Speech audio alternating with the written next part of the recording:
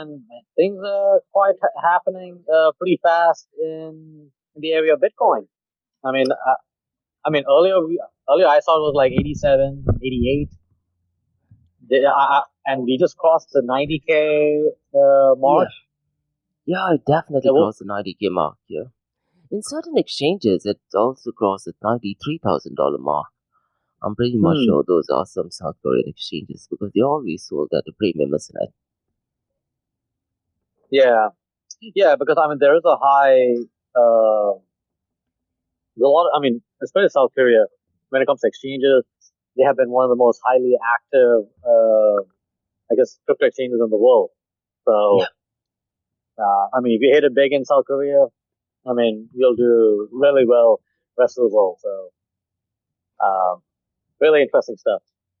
Yeah, and even in the earlier days, I mean, there used to be a lot of Bitcoin events, particularly in South Korea, even the Bitcoin Cash events in South Korea as well.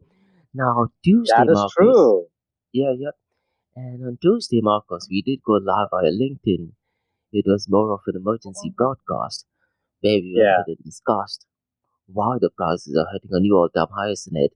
And at the macro level, I do think there are only two reasons to be specific as to why the price is increasing.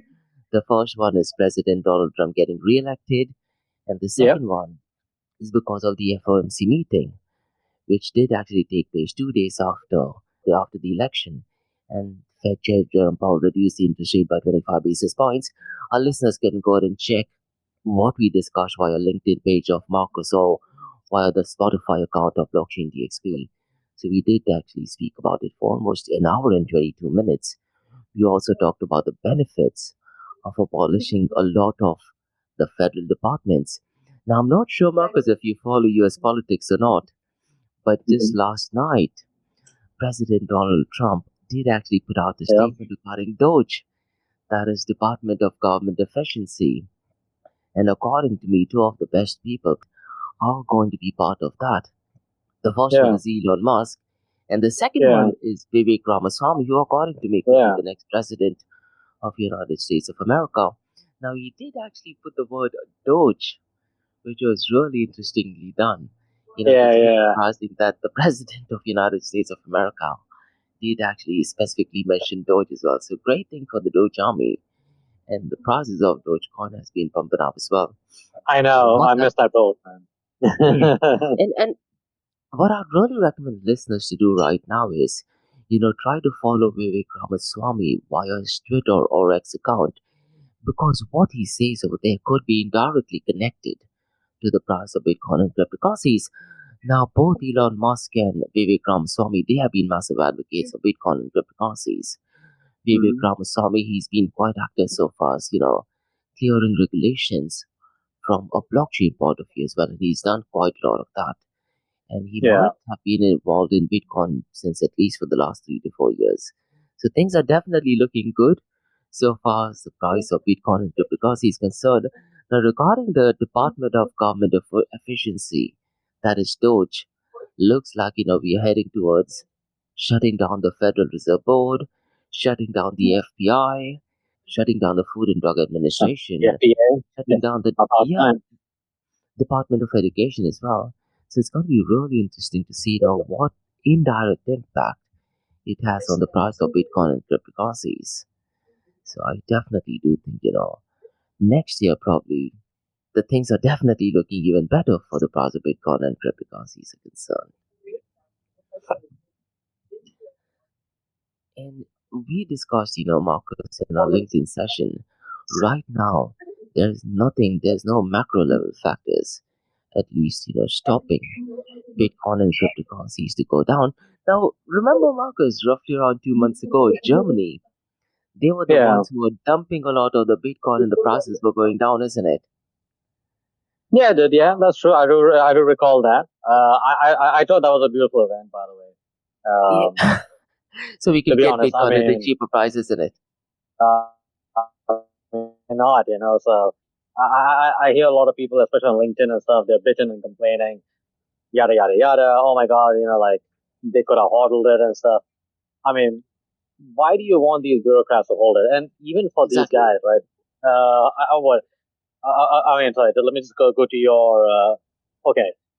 Yes. So they have sold what? 50,000 Bitcoins at $64,000, missing out on $1.7 billion in profit. I mean, see, for them, they didn't have to buy those Bitcoins. They took it from somebody, so for Exactly. them, and it makes no difference because, first of all, Germany's budget, all right, if I remember correctly, somewhere around like $500 billion. It's nothing to Yep. these bureaucrats.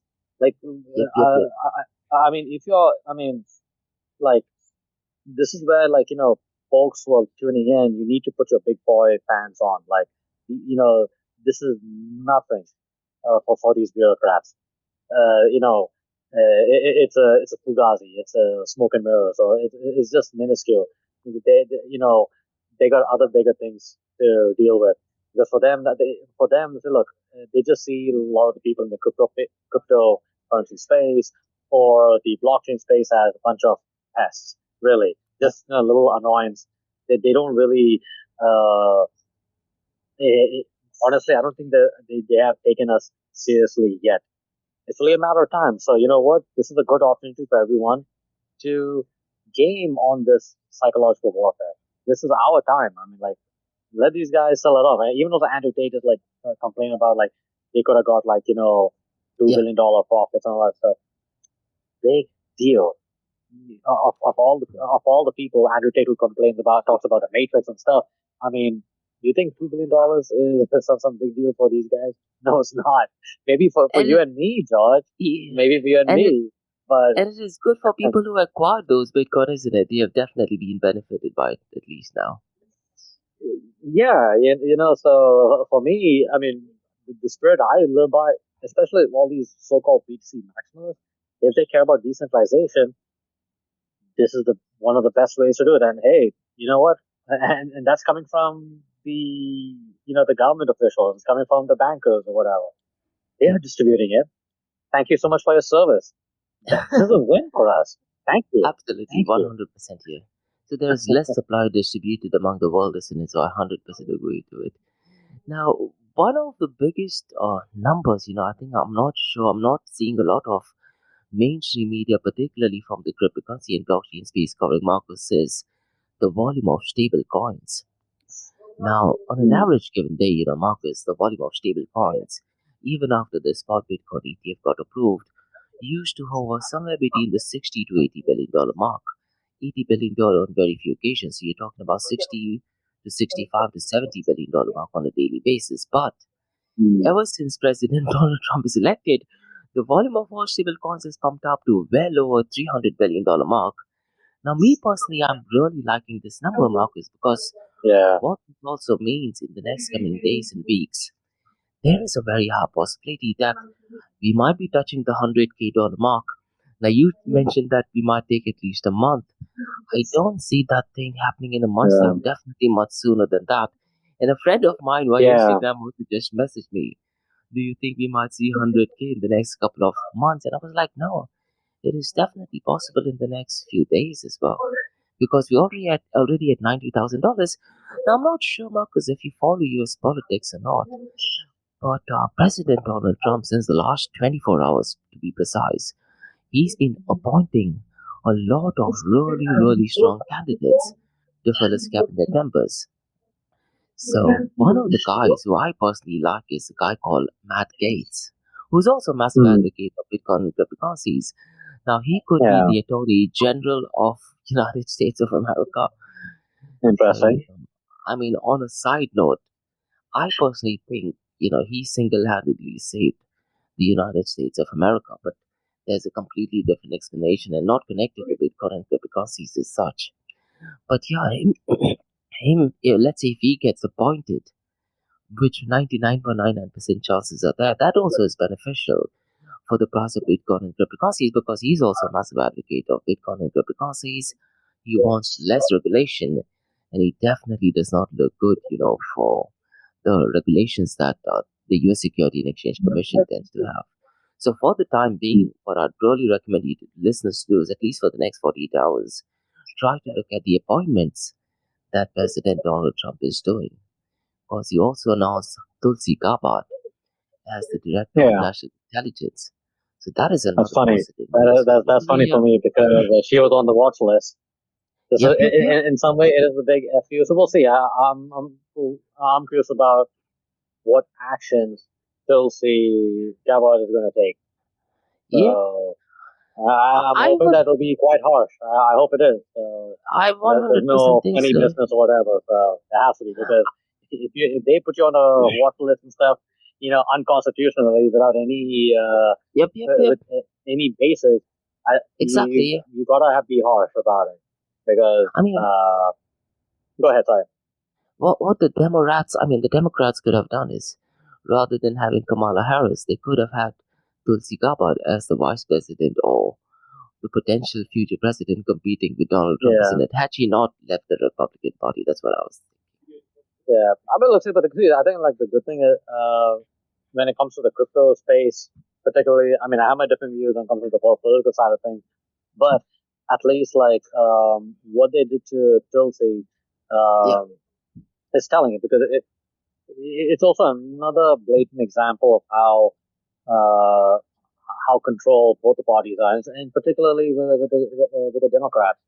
I mean, time and time again, you see the examples, but for some reason, people have this memory of a goldfish, Yep. short, like supremely short-term memory, and you know, hopefully this is a good reminder. And we'll see how that goes. But I mean, it is interesting to see like some of my friends usually they're so busy watching the new lineup for the NBA or the NFL draft.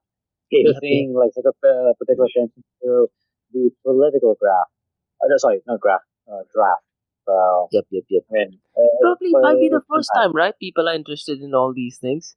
I can't remember yeah, last time. I mean, even I'm getting a lot of my friends who are messaging me, and did you think about this guy being appointed? And a lot of people who are not interested in politics, they are getting interested in politics as well. Now, going back to stable coins, Marcus, Tether yeah, USDT's volume has definitely been picking up quite a lot of pace, and yeah, their market cap has also increased by $3 billion. So overall, since the last few days, the market cap of all stablecoins has increased by well, $5 billion. So yeah, it's going to be really interesting to see what is going on with Tether USDT, because since the last 24 hours, I think the volume was at $248 billion. Never in its history, it has actually crossed the yeah. $200 mark, $200 billion mark rather. But since the last few days, it is consecutively crossing the $250 billion mark. Now, Marcus, in my Crypto and Coffee Date podcast, I look at the volume of decentralized exchanges as well. And Uniswap has consistently been crossing the $1 billion mark. But since the last 4 days, I mean, they've been smashing some numbers, man. They are crossing the $4 billion mark every day. Yeah, Uniswap Radium, is what 4 billion, Radium is yep, what yep, 3 billion, and Pancake is 1 billion. Not yep, bad, yep. not bad at I all. mean, these numbers are absolutely great. I can't think of any numbers which is not looking great, except for maybe, the decentralized to centralized exchange dominance. I mean, it is at 40%, but we also need to understand that out of this 40%, there is a very high chance that majority of the volume is driven by centralized exchanges. So what our listeners can do is, you can go to True. deformama.com and Yeah. sort it at the matrix towards the left side. There is a section called as volumes, and that gives you a detailed breakdown as to what are the volumes of different decentralized exchanges. Now these numbers are great, but if you compare it with the volume of, let's say, stablecoins, I'm pretty much sure it could have been much better. Yeah. Now the big All question right. is, how long do you think this trend will continue? I think, and based on my analysis, I wouldn't be surprised if this thing actually continues, let's say, till March or January of next year. I don't see Okay. any external Yeah, yeah. factors stopping it, because a lot of high net worth individuals, a lot of institutional investors are now actively getting involved in Bitcoin and cryptocurrency, isn't it, Marcus? That is true. There definitely there is some interest. I think, but I'm quite curious to could we see this infamous Raw Powell's uh, banana zone moment? Could that be possible? Maybe. I think so. Yep. But let's say, usually what happens is January is when the prices tends to go down, and This is something which I actually learned while I was working for Barclaycard. And the reason is pretty simple. December is when people tend to get their bonuses, they do a lot of shopping.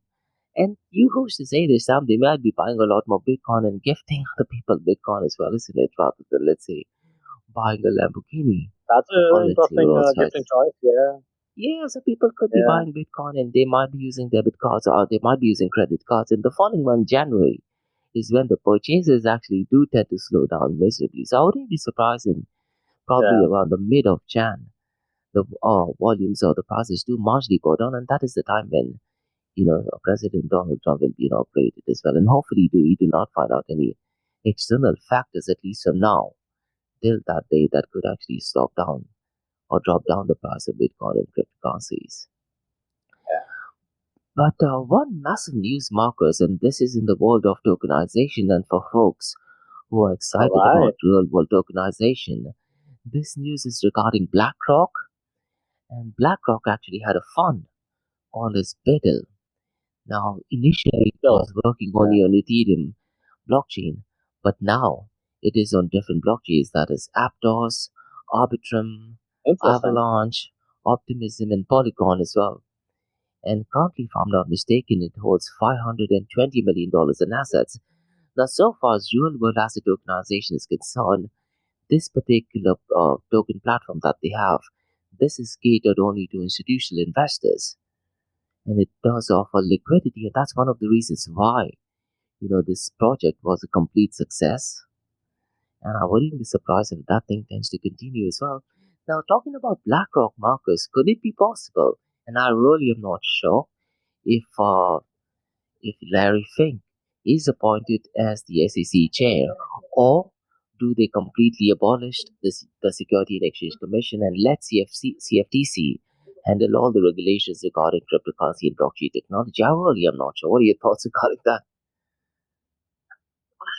I don't know.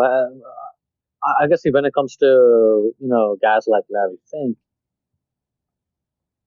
my instinct is I don't trust them. I mean, again, I'm always kind of weary about these institutions, and because there's always especially when it comes to big governments and stuff and big corporations, there's always this revolving door and stuff. Now, not with Larry Fink. I mean, he has his underlings within, in government and in, big finance and stuff. So, we'll see though. I'm not sure. I mean, because right now we're just hearing a lot of optimism and, shutting down of SEC and all that stuff. But, I doubt that'll happen, but I think the question is who they're going to put in power. So, not sure whether Larry Fink will take that position, because honestly, he doesn't need to, because he's already really powerful as it is as the head of BlackRock. And on top of that too, BlackRock has investments in so many companies. Yeah. Whatever they say, especially all the ESG stuff, that was started by these guys, by BlackRock, by Larry Fink. So I mean, 100%, yeah. I don't know about you, George, but look, as far as my take on ESG, to me, for the most part, it is a scam. It has nothing to do with the environment. It is they don't 100% really care about the a scam. part, but they do care about the G part, which is the governance part. That's where things get really interesting. And that's why there's also a reason too. The reason a lot of people have voted for Trump, whether you like him or not, is it's all about the economy, stupid. You know what I mean? That's the main headline, and that is what. And also, of course, people also tired about all the DEI and the woke stuff. So there are also some social concerns, and this is where the ESG comes in. I know we have some people on LinkedIn who are big into ESG, but time and time again, you guys are not really solving any real problems in the marketplace. Don't be offended. If you're offended, that's fine by me. But this is what's happening on the local level, not just in the United States, but globally as well too. Globally as well. And if you don't believe me, look at the numbers in the United States. It's mostly voted by Hispanics and Black folks. So I mean that's saying something. Now, anyways, I don't want to get right into the political stuff, but just to George, let me just take it back to Larry Fink. Personally, the question is, why should Larry Fink take that position? I mean, at the end of the day, even the president or all these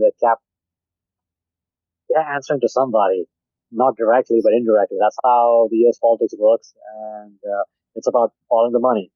So, Yeah, um, I 100% agree regarding ESG. It is definitely a scam.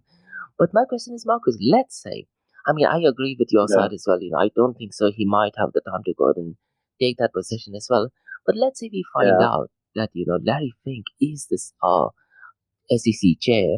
What do you think happens to the price of Bitcoin in particular, considering the fact that they are driving Hmm. the whole spot Bitcoin ETF? I think, Marcus, the price might just pump up by maybe $5,000 to $10,000 overnight just because of that news. Am I right in saying that, or am I miserably wrong in saying that? It I will don't not know. have Maybe any. What do you that think? part. That part I don't know. But yeah. But definitely, look. I think ever since BlackRock got into Bitcoin, things have Yeah, gone up, and also him talking about tokenization. yeah, Guess what happened? A lot of the RWA stuff has risen up quite a bit. yes, So it's but yeah. I mean, there's a lot of truth. I think there is merit to what you're saying, George. It can go up. Is it?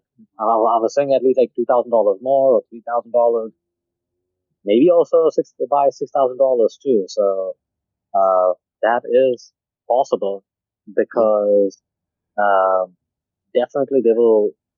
I can definitely see BlackRock, push this idea of Bitcoin as a strategic reserve.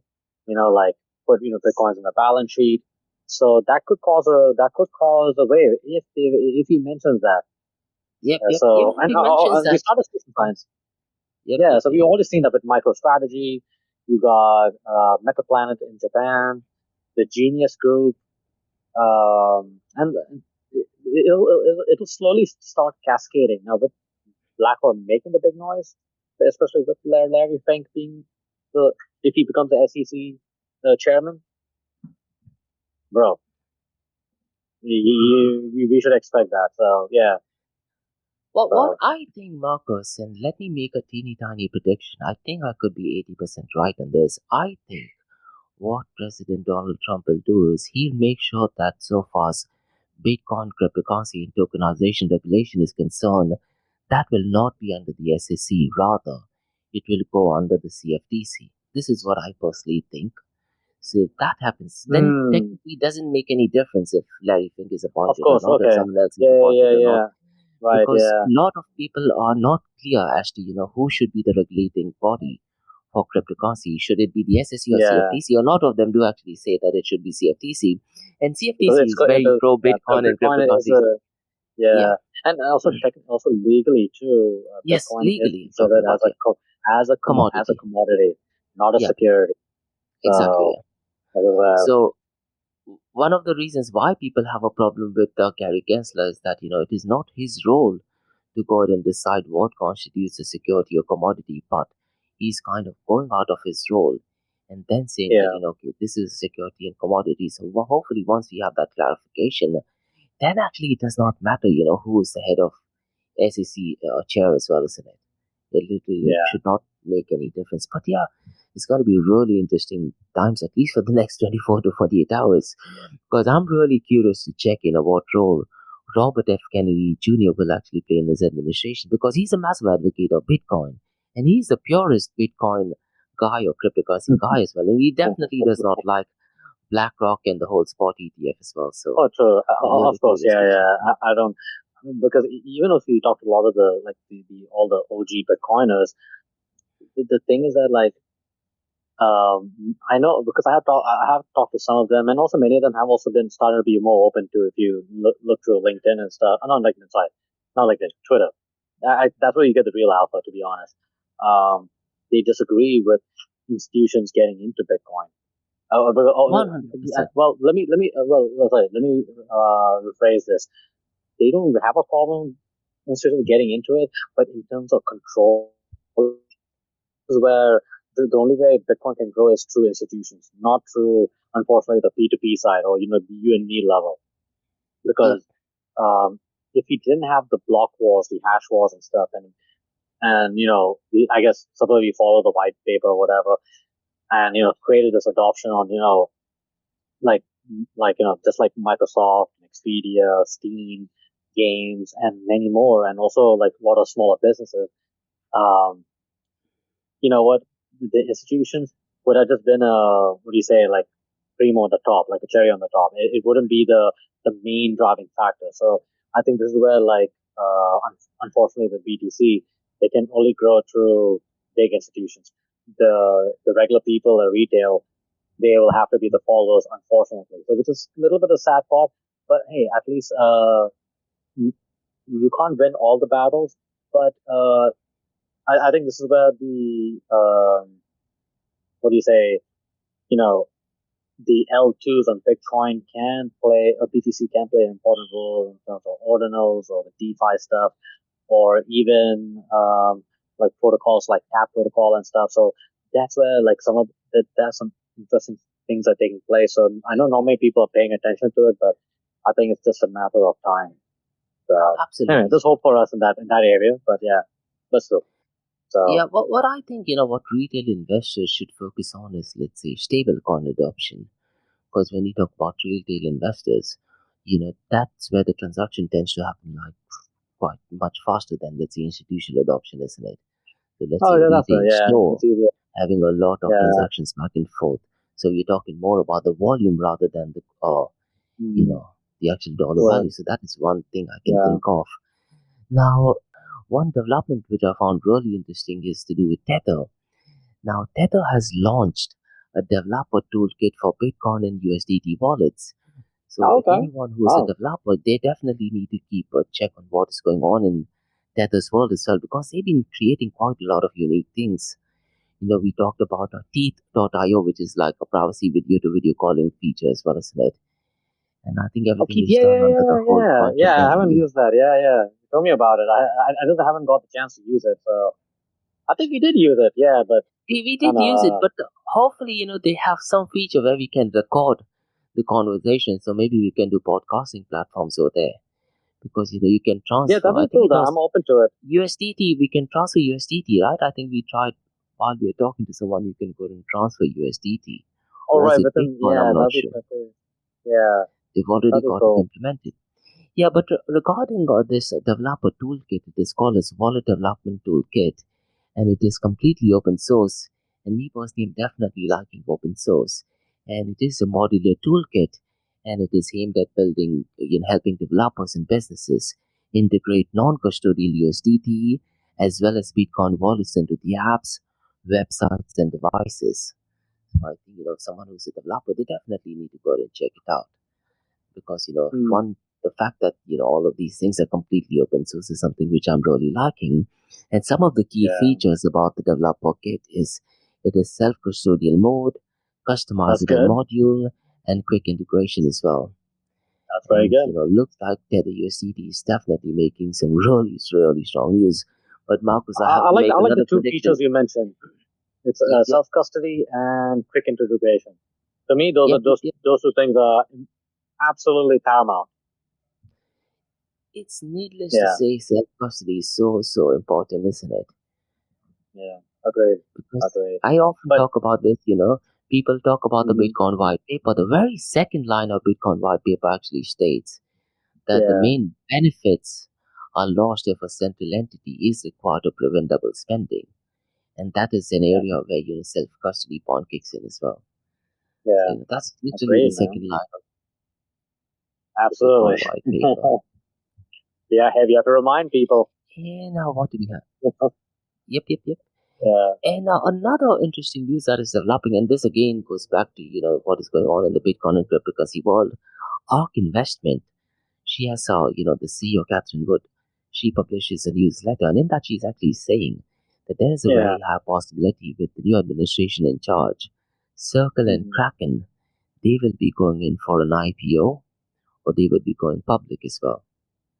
Circle and Kraken? Okay, Kraken I'm more interested though, to be honest. I mean, Circle is pretty good as well, Markose, to be honest, because they're a regulatory focused company. Yeah.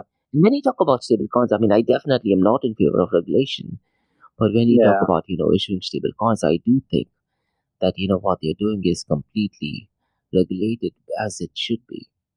But yeah, Kraken, I think they already have $100 million in pre-IPO funding as well, isn't it? And Wow. Circle, they also filed for an IPO. So it's going to be really interesting to see, if they do actually follow through with that. And who's to say? I mean, there will be other firms that will be filing for IPO. And in Dubai right now, there's a lot of, I'm not sure if trend is the right word, but isn't Lulu Group as well who doing an IPO? Yeah, Is that right? they did an IPO earlier, and also speaking about trends, the next one is going to be Talabat. Oh, excellent. Yeah, That is the Talabat. other person. So before Lulu, I'm trying to remember who. There was this kind of like this paid parking company or something like that. Yeah. Parkview, or I forgot the name. To be honest, I never heard of it. To be perfectly clear and honest about it. But we've seen like Viva, we've seen Salik. Salik has been successful. But yeah, Lulu has also been successful as well too. If I could be wrong, but I'm assuming they're successful. But I'm kind of curious about Talabat, and I believe Talabat has bought Zomato like a couple of years ago as well. So it's one and the same. Are they based from UAE or which area are they based on, Marcus? I think it's a UAE. Yeah, there's all UAE stuff. I mean, Lulu's also UAE as well. I think started in Abu Dhabi and Dubai. So yeah. Interesting. Now, see, when I see news regarding IPO, this is tokenization, isn't it? So this is, ideally speaking, I very specifically remember when Ethereum was out, people were talking about, company raising funds, not similar to ICO. It's completely different to ICO. So rather than doing an IPO, what a company should be doing is, they should be tokenizing these so-called share certificates or whatever they're planning to do, and it should be done on an open blockchain. But I'm not seeing any IPO to be done, let's say on Ethereum or Solana or any other blockchain, because we are almost a decade away, Marcus, from when Ethereum was launched. I think it was launched in 2015, somewhere around that time. It's almost I think so, yeah. time. So this particular IPO that we're talking about, let's say Lulu, should have been done on Ethereum, or any other IPO should have been done in Ethereum or on an open blockchain, because that was at least the promise of the so-called first world computer. I don't think that thing to be happening at least from a decade from now. But that was the whole promise of blockchain technology, isn't it? Yeah, I know we are like a long way to go. So, I mean, I mean, I do like Ethereum. I do like the community and the variety of conversations and stuff. I think my only disagreement is that because in many ways it is centralized with like two companies, in terms of like the controlling stakes and stuff, the governance, but also in terms of like this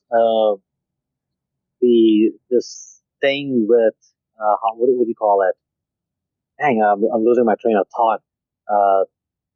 Like this deal with L2s, like they should have focused on the scalability stuff instead of like handing over to the L2s and stuff. So that's my anyway, that's my contention. I don't want to go too deep into this rabbit hole, but yeah, but look, but other than that, but in terms of bringing economic and financial freedom for the world, I think like Ethereum has done an incredible job. Like, I mean that we cannot. I'll not deny that. I mean, especially with DeFi and all these other interesting stuff. So in many ways, I think like Ethereum is sort of like a testnet for Bitcoin. Yeah, I remember, Marcus, when Vitalik Buterin in the early stages, or Charles Hoskinson also in the earlier stages, he was talking about elections to be done on blockchain technology, and he was talking about how secure it's going to be. I think since that time, we've already had 3 elections, and there's no talks about elections to be done using blockchain technology. I'm not sure if you know, Marcus, even in 2017, having elections on blockchain was one of the biggest topics. I remember that. Yeah, I mean, there was this false rumor about like Cameroon, But recently, couple of months ago, Liberia, they have their elections on the blockchain. So I believe that is true. But the question Maybe is, I don't. which blockchain was it? Was it on an open blockchain? Oh, See, good these question. are things. They tend to happen on a Yeah, that's permission right. That's a good blockchain. question, though. Yeah, that's Yeah, what I need to so, check it out to see whether and it is public or it's one of those closed ones. If it is, and like you said, if it is like a closed blockchain or permission, then it's not really blockchain. It's software, right? So exactly, yeah. It is a glorified yeah, Excel spreadsheet. And based on my experience, Marcus, and this is what I'm observing, a lot of people who are not from the Bitcoin cryptocurrency space, let's say they are from a fintech space or from a different yeah, industry, when they use these fancy words that there'll be election integrity, there's going to be transparency, they use these fancy words that yep, blockchain technology has yeah, immutable, great, they yeah, tend to buy it.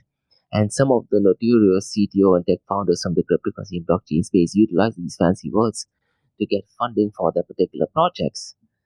So, that's one of the reasons why we often talk about, and it's so critical to understand the pillars of open blockchain. And I keep yeah, stressing this thing enough. People still don't truly understand what double spending is. So with permission blockchain, you can go ahead and double spend, which is essentially, recounting or rechanging the votes so far as election is concerned. that's true. That is so Yeah. true. I think Joe Biden Yeah. just sent me a hi when he. Oh no, that was not Joe Biden. But yeah, I think it's going to be really interesting to see. The last thing which I wanted to very briefly touch base on, Marcus, and that is if you have time, Yeah, my big question is, and this is and probably, hopefully, this is an ongoing discussion. Does artificial intelligence need blockchain technology, or does blockchain technology need artificial intelligence? Now, based on my understanding, I don't think artificial intelligence needs blockchain technology as such, and we also need to understand the whole blockchain trilemma problem in mind. I very strongly feel it is blockchain technology that needs artificial intelligence. So when you talk about blockchain technology needing artificial intelligence, I'm talking about AI setting up the codes, reviewing the codes, making any hmm changes, identifying any potential threats, identifying any notorious characters. So yeah, maybe coming up with their own stable coins. What I'd really like to see is, maybe in the next 3 to 5 years, AI writing an entire white paper coming up with a stable coin, which will not be a stable coin, which will be a stable coin rather, but it'll be more of an algorithmically backed stable coin, where everything, the burning mechanism yeah, is done 100% by artificial intelligence. That is my honest opinion. I don't think so that AI needs blockchain technology as such. AI is superior. The reason why I'm thinking this is on LinkedIn, occasionally I'm seeing posts that, AI can be protected using blockchain technology. The answer to that is absolutely not, because blockchain can only show the immutability of the data. And this is only applicable, let's say, in older blockchain like Ethereum, newer blockchain, it mm, definitely cannot happen. The 51% attack can be done. But AI needing blockchain technology, I don't think so that is the case. mm. Okay, yeah. I think that was in the details. The particular blockchain, I guess. That's where the details lie. So, um, but Yeah, and anyone can say that it's like it's a blockchain, but if it's permission and stuff and all, like yeah, that's another attack vector, right? So, and you also need to truly understand, the whole blockchain trilemma problem. So people are saying that, sometimes AI goes offhand, and the only way to protect that is through blockchain technology. I'm like, how? Does not make any sense. A lot of them need to understand that blockchain technology is not the truth. Rather, it'll just show you what it is. So blockchain technology is not the verification. It's not the verification of truth. Rather, it's just a snapshot of what has actually happened. So let's say if someone is uploading the incorrect yeah, sure, information on blockchain, it will show as incorrect information being uploaded onto the blockchain. yeah, And one of the role of a private key and public key is to make sure, or this is what the miners actually do. The miner's role is only to ensure that the person making these transactions, they do have access to the private key, which is connected to the public key and public address. And this is a bit technical. Maybe what we'll do is, Marcus, we'll try to get some guests who are from the AI space, and yeah, we'll have a discussion as to Actually, that does would be a AI great need question blockchain to ask technology? Yeah, Dr. Max Lee. Because uh,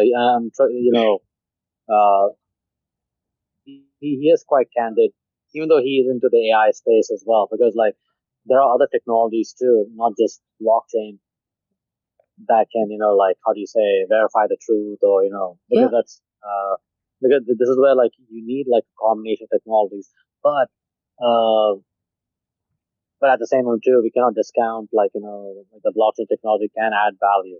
So it's a combination of things, but also like certain practices as well. So this is where um, like when it comes to org, we are trying to get bring more humanity into the AI process as well. So at least in that way, there is some form of verification, some form of decentralization, some form of how do you say um,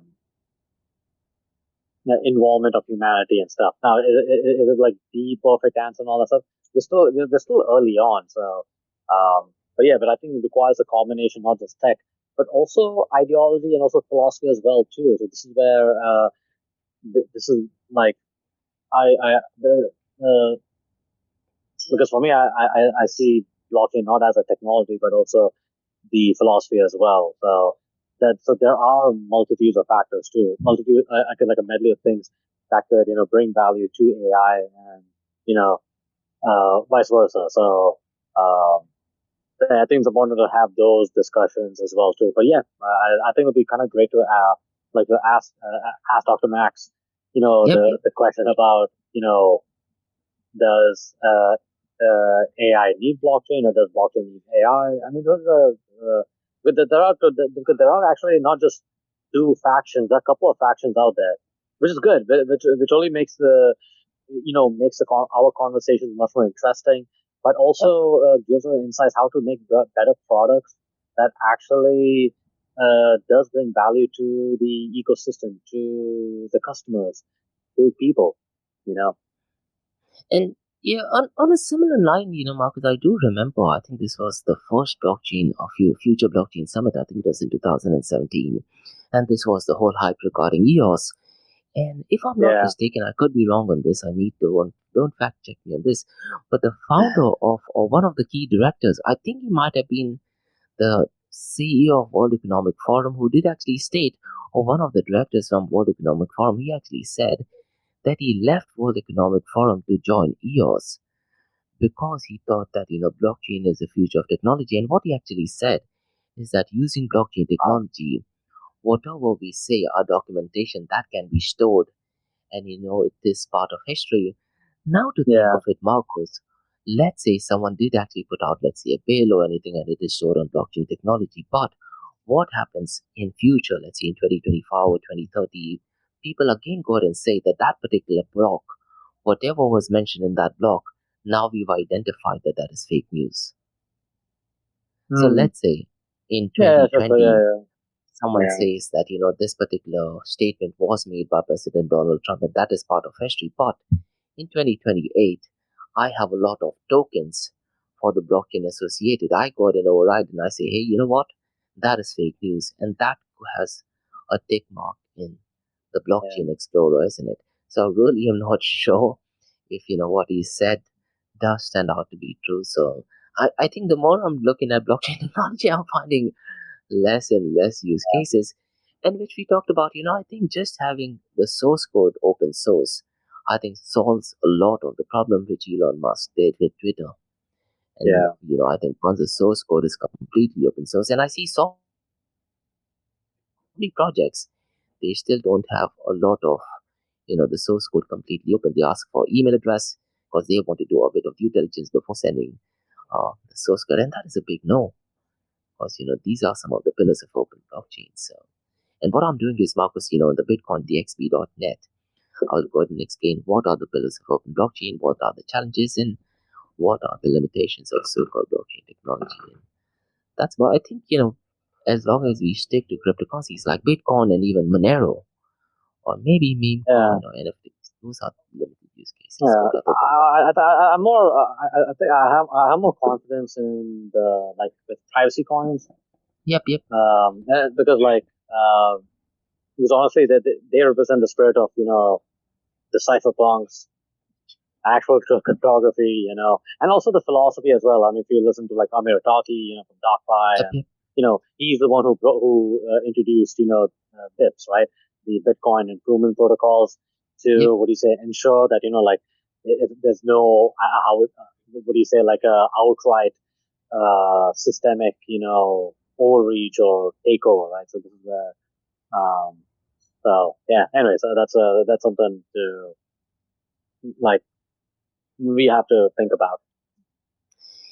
Yeah, I think we're pretty much done with everything, isn't it, Marcus? I Yeah. think the only Yeah. thing, again, once again, what I would recommend our listeners to do is try to look at the guys whom Trump is picking up, because that will indirectly impact the price of Bitcoin and cryptocurrencies.